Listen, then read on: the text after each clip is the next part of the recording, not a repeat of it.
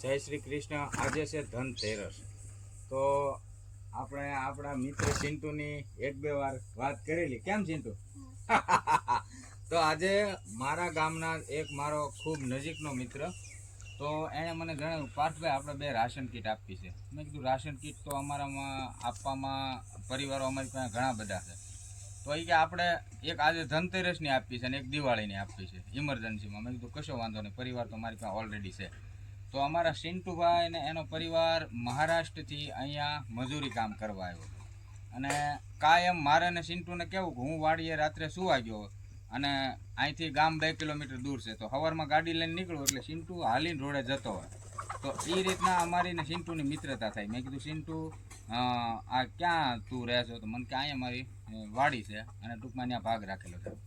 તો આજની ration kit અમારા એક ખૂબ નજીકના મિત્ર છે, એના માધ્યમથી આપણે સિન્ટુને એના પરિવારને આ ભેટ સ્વરૂપે ધનતેરસના દિવસે આપીએ છીએ। અને એ મિત્રએ નામ આપવાની ના પાડી છે કે દિલેરભાઈ મારું નામ ન આપતા કે, અને એ પાછો મિત્ર સંયોગ કરવા આવ્યો છે અને મારી સાથે રાશન લઈને એ આવ્યો છે।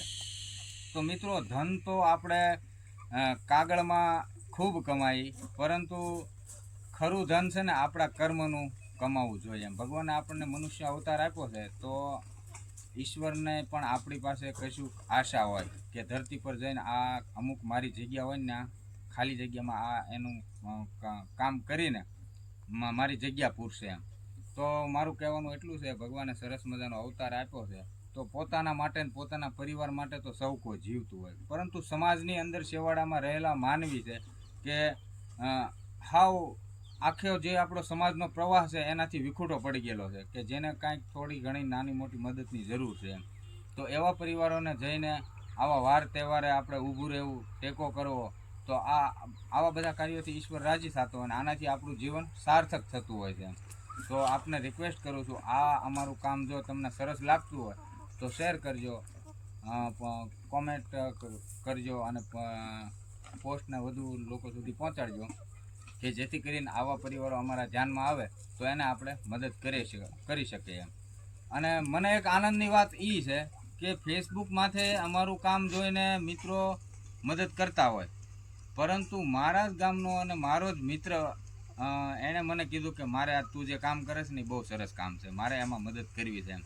તો ગઢિયાવની એક કહેવત છે કે તમે કદાચ ગામથી 12 ગાંવ કે 50 ગાંવ કે 100 ગાંવ દૂર જઈને તમારી એક ક્રેડિટ બનાવો, એક તમારી ટૂંકમાં એવો વિશ્વાસ લોકોમાં ઊભો કરો કે એક તમારી આબરૂ બનાવો એમ, તો ત્યાં તો બની શકે, કારણ કે ત્યાં તમને કોઈ ઓળખતું નથી, પણ તમે જે જન્મભૂમિમાં જન્મ્યા છો, જે ગામમાં રહ્યા છો, જ્યાં મોટા થયા છો, એ ગામની અંદર તમારે એક વિશ્વાસ ઊભો કરવો અને એક ક્રેડિટ ઊભી કરવી ને, એ એક આ ખરા પ્રકારની મારી દ્રષ્ટિએ કમાણી છે એમ।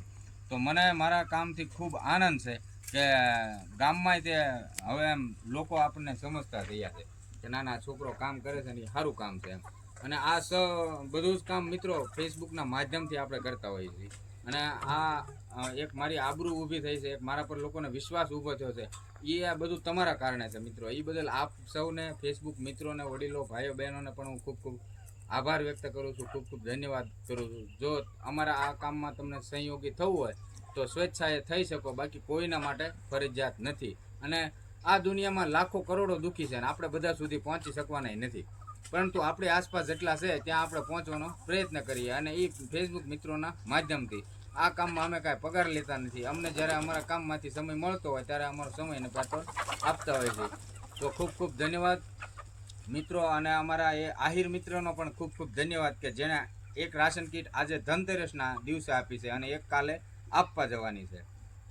Thank you.